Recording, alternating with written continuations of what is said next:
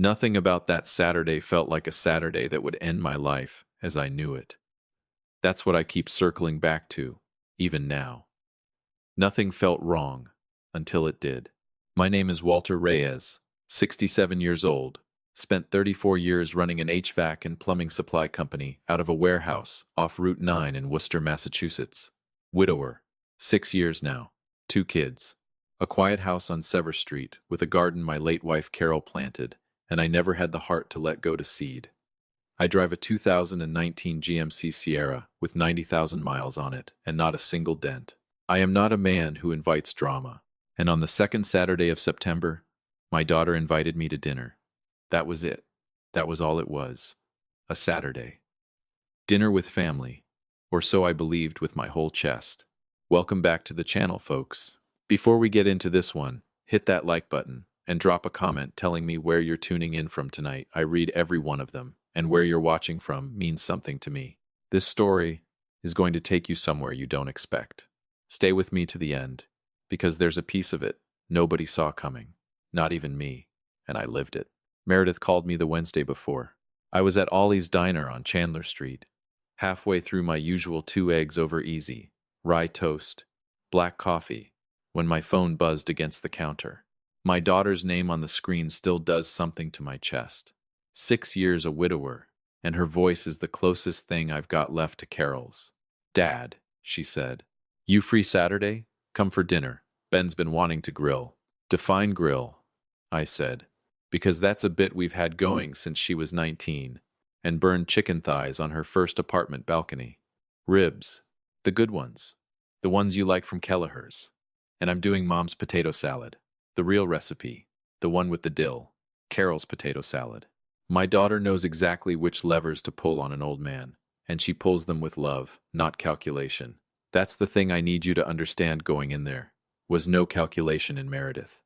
Not that I could see. Not then. "Who else is coming?" I asked. "Just us.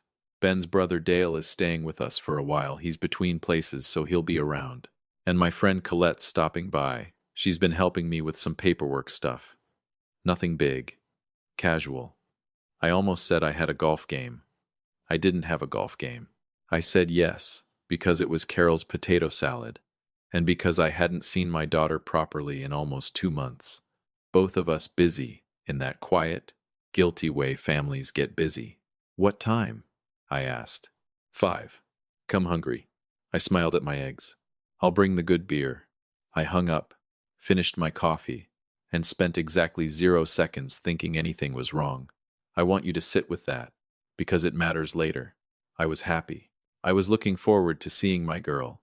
Saturday morning I woke early, out of habit more than need these days. Watered Carol's tomatoes, read the telegram on my phone with coffee on the back porch, watched the Red Sox highlights from the night before, showered, put on a clean flannel, and my good jeans, stopped at the package store on Chandler for a case of the IPA Ben likes, and drove the Sierra out to their place in Holden, feeling, if I'm honest with you, content. Genuinely content. A man looking forward to an ordinary evening with people he loved. Meredith and Ben's house sits at the end of a cul-de-sac, a raised ranch with a deck Ben built himself 2 summers back, and a yard that backs up against the woods behind Wachusett. The kind of house that says a young family is doing fine, without saying it too loud. I pulled in behind Dale's pickup at 4:52, and sat for a second with the engine off, looking at the warm light in the kitchen window, smelling charcoal smoke drifting out over the driveway. Nice, I thought.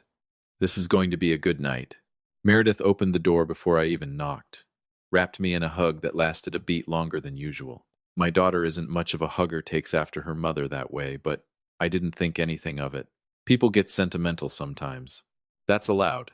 "Dad." "Right on time." "Come in. Come in." Ben came around the corner from the deck, tongs still in hand, gave me the half-hug, half-handshake men do. "Walt, good to see you.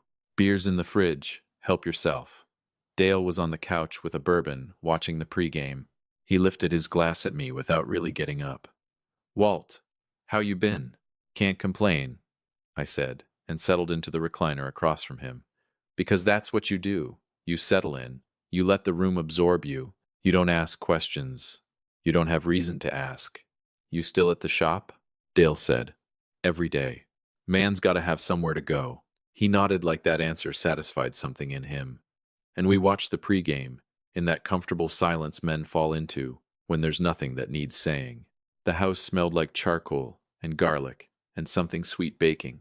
Meredith had the good plates out on the counter, cloth napkins folded next to them, which struck me just for half a second as a lot of ceremony for ribs and potato salad on a Saturday. I let it go. Families do nice things sometimes. That's allowed too. Colette arrived around 5:20. A woman I'd met maybe twice before. Pleasant enough, soft-spoken, the kind of person who fills a room with just enough conversation to keep things moving without ever taking it over. She was carrying a folder under one arm, which she set down on the side table by the door without comment. I clocked it. I didn't think about it. About 20 minutes before Meredith called us to the table, Ben came in from the deck holding a small amber dropper bottle, plain white label, the kind of understated packaging that costs more than it should specifically because it looks like it shouldn't. Hey, Walt, before I forget, he held it out to me. Colette's been seeing this wellness guy naturopath, whatever they call it now, and he's got Meredith and me on these. Adaptogen tincture. All plant-based. Supposed to help with inflammation, joint stuff. Given your knee's been bad. My knee is fine, I said, which was mostly true. You mentioned it hurt going up the porch steps in July. You told Meredith that. I had told Meredith that. A throwaway comment. The kind you make to your daughter without expecting it to be filed away and produced months later like evidence, he remembered. Or someone remembered for him. It's completely natural, Ben said. No interactions with anything. I've been on it 6 weeks, Meredith too. Feel great. I looked at the bottle. Plant extract blend, it said. Adaptogenic support complex. Distilled water. Nothing that looked remotely like a drug. Nothing pharmaceutical about the label at all. My son-in-law had remembered an offhand complaint about my knee and gone out and found something for it. In that moment, I felt something close to touched. That's the truth, and I'm not going to pretend otherwise just because of what came after. A few drops, I said. In a drink, that's it? Meredith appeared in the doorway right then, apron off, carrying a glass of ginger ale with ice already in it. I already made you one, Dad. You genuinely can't taste it, I promise. Ben measured out the drops himself, slow and careful, counting under his breath. 14 of them. I watched him do it the way you watch small domestic things without attaching any weight to them at all. Cheers, Walt, Ben said. Cheers, I said, and I drank it. Dinner was everything Meredith had promised. The ribs were fall off the bone, Kelleher's sauce sticky and sweet the way I liked. Carol's potato salad tasted exactly the way it should have, and for one clean, uncomplicated minute, I thought about my wife and felt lucky instead of sad, which doesn't happen as often as it used to. Dale told a long, overly detailed story about a car accident on 290 that was funnier in the telling than it had any business being. Colette asked good questions and laughed at the right places. Ben was relaxed. Meredith was warm. The bug zapper on the deck clicked every few minutes into the quiet. I was happy. Somewhere around the second helping of potato salad, it arrived without any warning at all. My mouth went dry, all at once, like a valve somewhere had shut. I reached for my ginger ale and noticed, in a distant, muddled way, that my hand didn't quite do what I told it to do. A metallic taste crept in along the back of my tongue, faint at first. I said, mostly to myself. I set my fork down and took a slow breath. The deck hadn't moved, but something behind my eyes had tilted a fraction of a degree. I felt warm. Then, abruptly, not warm. Am I coming down with something? I thought. Genuinely thought that. I'm 67. The body sends strange memos sometimes and doesn't bother explaining itself. You good, Dad? Meredith's voice, from across the table. Fine, I said. Just warm. All of a sudden. Meredith, this salad is exactly like your mother's. Exactly. She smiled, pleased, and for a second the strange feeling in my chest wasn't dread, it was gratitude. I kept eating, kept talking, but the metallic taste didn't pass, and the wrongness behind my eyes didn't lift the way a head rush usually does after a minute. It just sat there, quietly getting worse. Excuse me a second, I said, folding my napkin onto the table. Gonna grab some water inside. I'll get it. Meredith started to rise. Sit. Sit. Enjoy your dinner. I know where the sink is, in my own daughter's house. The kitchen was cool and dim after the deck lights, and quiet in that particular way. A house is quiet when everyone you love is one room away and doesn't know something is wrong yet. I filled a glass at the tap and stood there drinking slow, waiting for whatever this was to pass through me and be done. It didn't pass. I set the glass down harder than I meant to, and my hand, still not entirely mine, caught the edge of a dish towel and knocked it off the counter. It drifted down behind the recycling bin, into the gap between the bin and the cabinet, and I bent to get it. That's when I saw the foil. It was pushed into the shadow of that gap, torn along one edge, crumpled the way something gets crumpled when someone wants it gone but doesn't want to walk it out to the actual trash. A strip of blister packaging, the clinical block printing that belongs on medication, not tucked behind a recycling bin in a kitchen that smelled like charcoal and dill. Someone in this house is sick and hasn't said a word to me, was my first thought. My only thought, if I'm being honest. Real concern. The instinct of a father wondering which one of his kids, or which one of the people he loves, has been carrying something, alone. I picked it up, turned it over in my fingers. Quetchamine, the strip read, in that flat pharmacy font. I'd never heard the name. I want to be completely clear about that. I wasn't alarmed by the word itself, not at first. I was concerned the way any father is concerned to learn someone he loves is on a medication he didn't know about. Ben had mentioned his blood pressure was up last spring. Dale had that surgery on his shoulder over the winter. Maybe there were pills involved I didn't know about.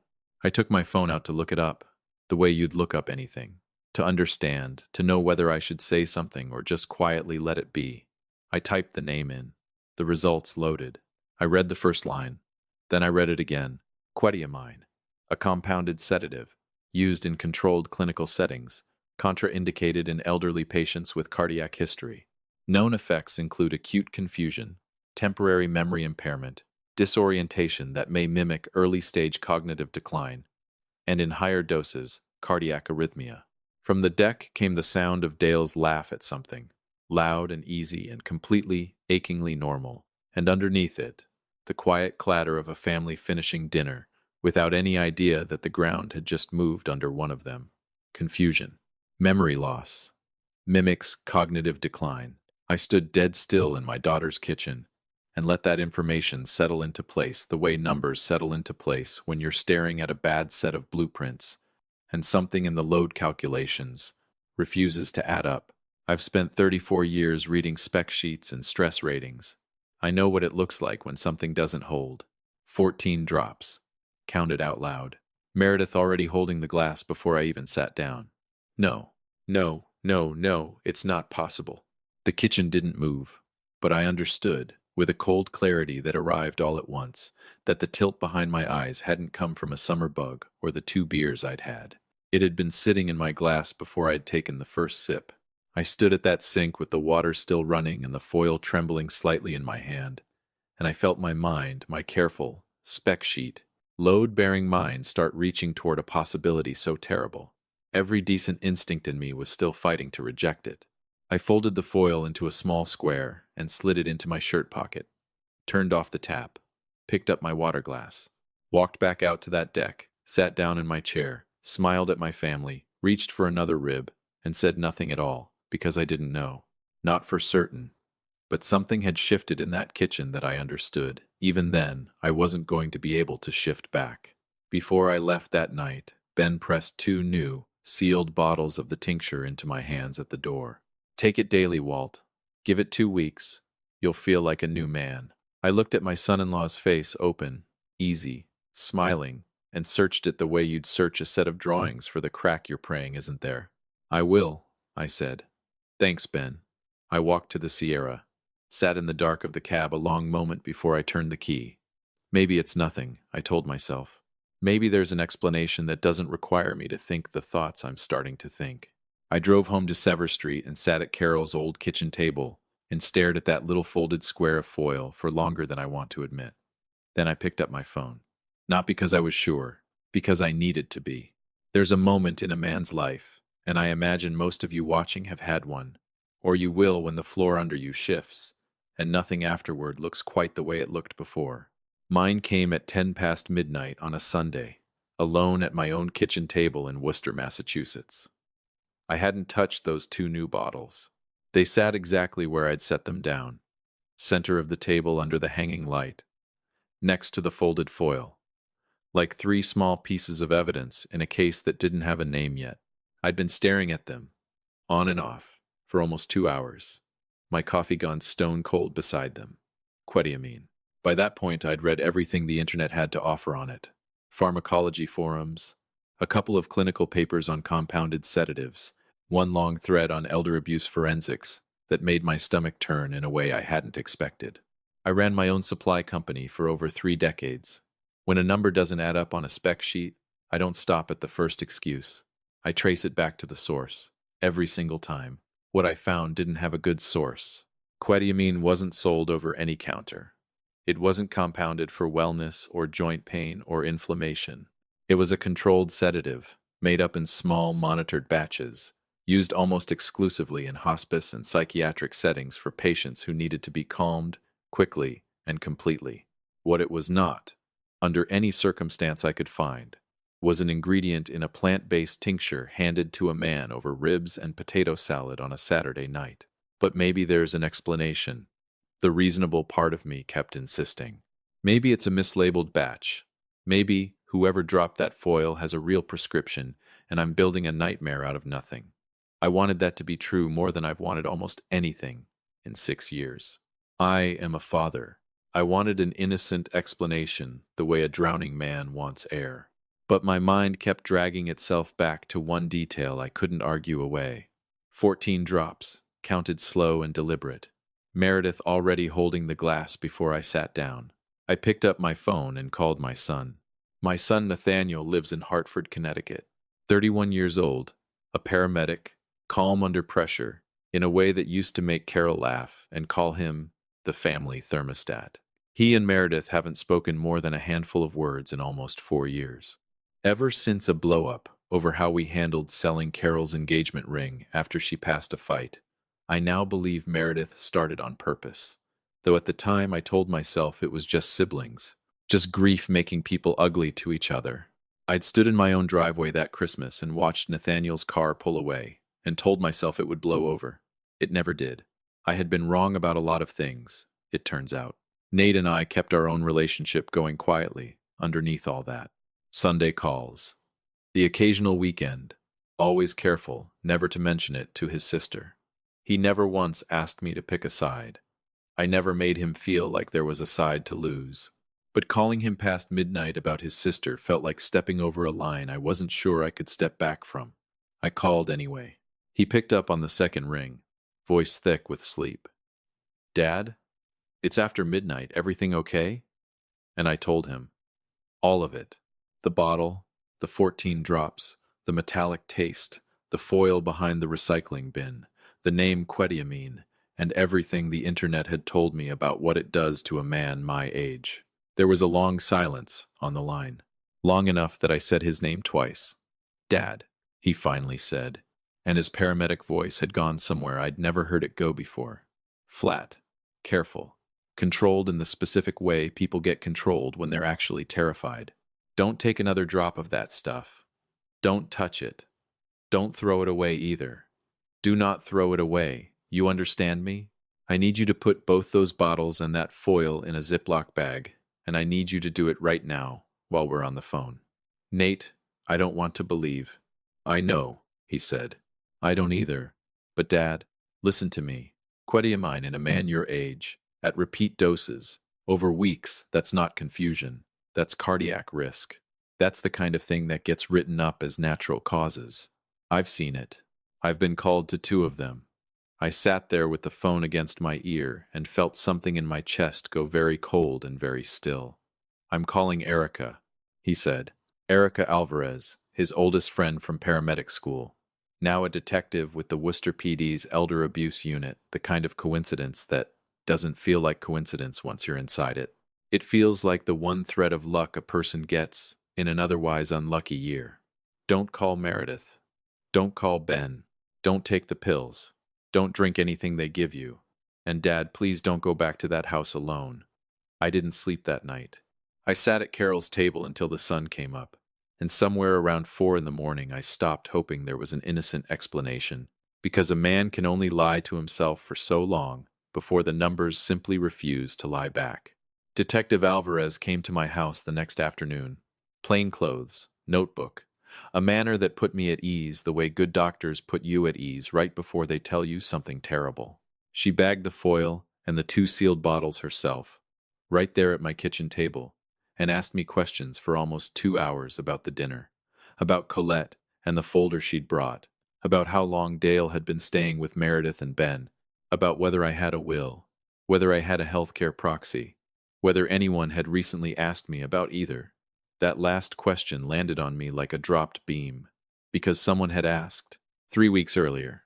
Meredith, over coffee, gentle as anything, wondering out loud whether I'd thought about updating things now that I was getting older, whether I'd considered naming her as healthcare proxy since she lived closest, whether I'd want to talk to someone she knew who specialized in that kind of planning.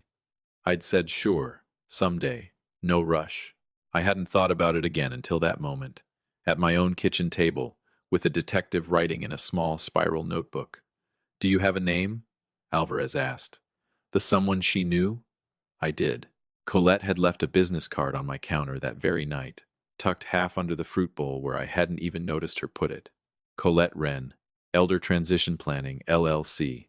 Alvarez's face changed when I said the name. Just slightly. Just enough. "We know that name," she said. "Not for anything good. It took 11 days for the full shape of it to come into view, and I'm going to tell you the parts that matter, because you deserve the honest, ugly version, not the tidy one." Colette Wren wasn't a wellness consultant. She ran a small, quiet operation that specialized in identifying elderly men and women with modest but real assets, paid-off homes, retirement accounts, small businesses like mine, and befriending their adult children, coaching them, slowly, patiently, on how to get named power of attorney, how to get a parent declared incompetent through carefully engineered symptoms, and how to walk away with the estate clean before anyone thought to ask questions. The tincture wasn't wellness. It was the mechanism. Confusion that looked like early dementia. Memory lapses a doctor might mistake for the real thing, especially if a doctor was fed a story about concerning episodes ahead of time by a loving, worried daughter. Meredith had been seeing Colette for 4 months. Dale, Ben's brother, between places, conveniently living under their roof the whole summer, had been the one who found Colette in the first place, after a similar arrangement of his own had fallen apart with an elderly aunt in Springfield 2 years earlier, an arrangement that had never been prosecuted because the aunt died before anyone put the pieces together. I want you to sit with that detail, the way I had to sit with it.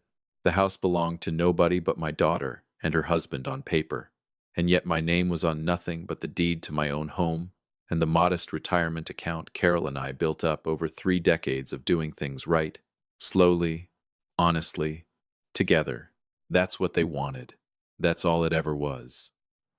Ben confessed first, 2 days after Alvarez brought them in, before Meredith's lawyer even finished explaining the charges to her. He'd taken out a business loan the year before, tried to franchise a second HVAC route to compete with my own company, a decision that stung more than I expected it to. My own son-in-law, trying to build something to outrun me instead of asking me for help, and it had failed, badly, and he owed money to people who did not send polite letters when payments were late. Dale had told him there was a way. Ben said no, at first. He told Detective Alvarez that, and for whatever it's worth, I believe him, at least about the beginning. But Meredith said it wasn't really hurting anyone. Those were the words Alvarez read back to me from Ben's statement, sitting across my own kitchen table where 2 weeks earlier I'd sat with a folded piece of foil and a cooling cup of coffee. She said it wasn't really hurting anyone, because I was 67, and men my age end up in facilities eventually anyway, or they end up in the ground. And either way, the money was going to end up somewhere. So why not somewhere useful? Why not somewhere that helped the people who were actually there, who actually showed up, instead of Nathaniel, who barely called? That was the arithmetic my daughter had done on the back half of my life. I did not go to the arraignment. I couldn't make myself sit in a courtroom and watch Meredith in handcuffs. Not that soon, not with the wounds still that raw. Nathaniel went. He sat in the second row in his paramedic uniform because he'd come straight from a shift, and he told me afterward that Meredith looked at him exactly once, when they let her out, and mouthed the word sorry. And he still doesn't know, even now, which part she meant. Ben was charged with attempted elder abuse and conspiracy to commit fraud. Meredith with the same, plus a count of attempted poisoning under Massachusetts law. Dale, facing a fresh set of charges on top of whatever they eventually managed to reopen on the Springfield case, once investigators started pulling that thread too.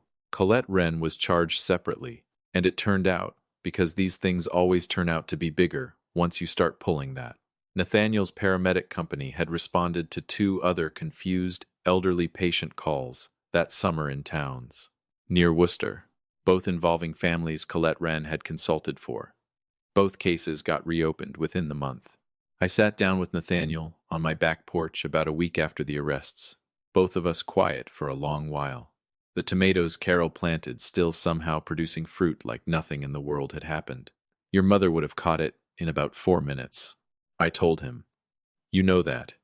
He almost smiled. Mom caught everything in about 4 minutes. I didn't catch it, I said. Not really. I got lucky. I dropped a dish towel. You didn't drink it again, Nate said. You called me instead of going back for seconds.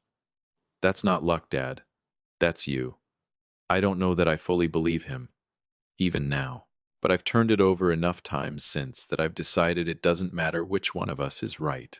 What matters is that he answered the phone at 10 past midnight and told me not to throw away the evidence and not to go back to that house alone. What matters is that the daughter who called herself close chose an equation where my death was simply a line item, and the son everyone said had drifted was the one who drove 90 minutes at 1 in the morning, sat in my kitchen until sunrise, and never once asked what was in it for him. The trial is set for the spring. I've been told to expect it to take a while. These things always do. Apparently, when there's money and family, and a woman like Colette Wren tangled up together, each side pointing fingers at the others to save themselves. I'm not going to pretend I know how I'll feel walking into that courtroom and looking at my daughter across it. I don't know yet. I've stopped pretending I have to know everything in advance. That's one thing this whole business has taught me, if nothing else. What I do know is this. 2 Sundays ago, Nathaniel drove up from Hartford on his day off. No occasion, no reason, just showed up around noon with a case of the good beer and asked if I wanted to grill. We stood out on that same back porch, the one Carol used to sit on with her coffee every morning of her life. And we didn't talk about the trial or Meredith or any of it. We talked about the Red Sox bullpen, and whether the tomatoes were going to make it through one more frost, and whether he should finally propose to the woman he's been seeing for 2 years. And I told him yes. Obviously yes. What is he waiting for? And somewhere in the middle of that ordinary, unremarkable Sunday afternoon, standing at my own grill with my own son, for the first time in almost a month, I felt something in my chest come loose that had been sitting there, tight and cold, since the night I found a torn piece of foil behind a recycling bin in my daughter's kitchen. I don't know yet what happens with Meredith. I don't know what I'll feel watching a judge read a sentence over my own child's name. But I know what I felt that Sunday afternoon with Nathaniel. And I've decided that's the thing worth building the rest of my life around. Not the daughter who did the math on how long I had left, but the son who never once thought to ask. If this story found you tonight, do me a favor and share it with someone who needs to hear it. Hit that like button, subscribe if you haven't already, and drop a comment below telling me where you're watching from. I mean that. I read every single one. Take care of the people who show up for you, and keep a close eye on the ones who only show up when they're counting something. I'll see you in the next one.